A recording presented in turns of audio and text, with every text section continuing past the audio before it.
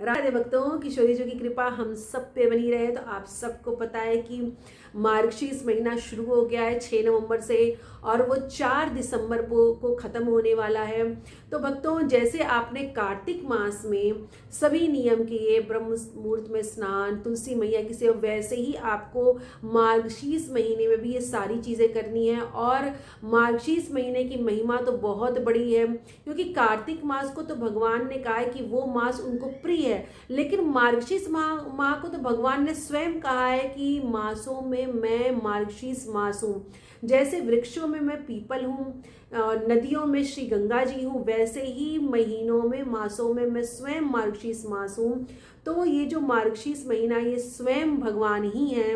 उन्होंने अपने श्रीमुख से ये गीता जी में कहा है कि तो जो आप मार्गशीर्ष महीने में ब्रह्म मुहूर्त में स्नान करते हैं, दीपदान करते हैं, उसका कार्तिक मास से भी 1000 गुना ज़्यादा होके इसका फल आपको, इसका पुण्य मिलता है। तो मार्गशीर्ष महीने में भी आप वैसे ही ब्रह्म मुहूर्त में उसके स्नान करिए, दीपदान करिए। और जैसे कार्तिक मास में माँ तुलसी की सेवा, दीपदान का विशेष महत्व है, वैसे ही मार्गशीर्ष महीने में आंवले के वृक्ष के नीचे दीपदान का विशेष महत्व है। और कुछ कुछ छोटी छोटी बातें हैं जो बहुत ध्यान देने की, जिससे हमारा जो पूजा है उसका फल दुगना होता है। जैसे कि मार्गशीर्ष महीने में गुरुवार को माँ लक्ष्मी की पूजा की जाती है भक्तों, तो आप माँ लक्ष्मी की अकेले पूजा मत करिए, उनको श्रीमन नारायण के साथ उनकी पूजा करें, क्योंकि माँ लक्ष्मी चंचला है।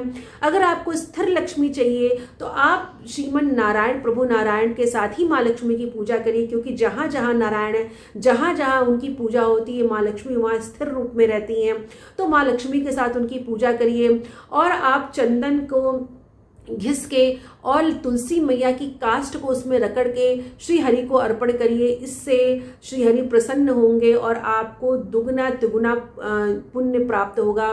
इसमें मार्गशीर्ष महीने में खिचड़ी का दान किया जाता है, तो आप खिचड़ी बना के ब्राह्मणों को या जरूरतमंद लोगों को खिचड़ी खिला सकते हैं तो खिलाइए। और अगर आप नहीं कर सकते तो कच्ची खिचड़ी, यानी चावल, दाल और उसमें हल्दी, नमक, ये सारी चीज़ें आप दान में दीजिए। कच्चा अन्न आप ये खिचड़ी का दान करिए, तो इसका भी बहुत महत्व है भक्तों।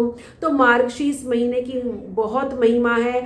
आप लक्ष्मी नारायण का उस दिन जरूर मार्गशीर्ष महीने में पूजा करिए। गुरुवार के दिन माँ लक्ष्मी का व्रत करिए, श्रीमन नारायण के साथ उनका पूजा करिए, उनका अभिषेक करिए, तो आपको जरूर से जरूर लक्ष्मी नारायण की कृपा प्राप्त होगी। अगर आपको मेरा ये वीडियो पसंद आया हो तो शेयर करिए, लाइक करिए, सब्सक्राइब करिए। राधे राधे भक्तों।